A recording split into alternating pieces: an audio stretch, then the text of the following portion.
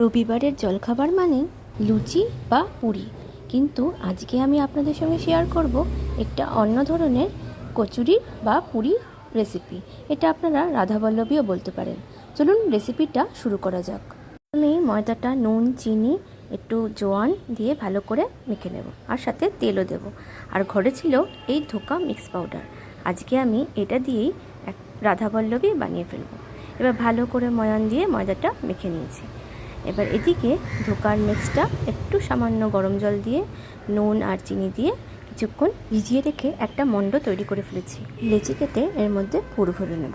এবার বেলে নিয়ে গরম তেলে ভেজে তুললেই তৈরি হয়ে গেল রাধাবল্লভী।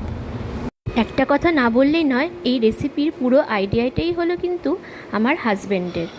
ভাগ্যিস আইডিয়াটা দিয়েছিল, খেতে কিন্তু দারুণ হয়েছিল। আপনারাও বাড়িতে অবশ্যই বানাবেন। আর খেতে আপনাদের কেমন লাগলো তা অবশ্যই আমাকে কমেন্টে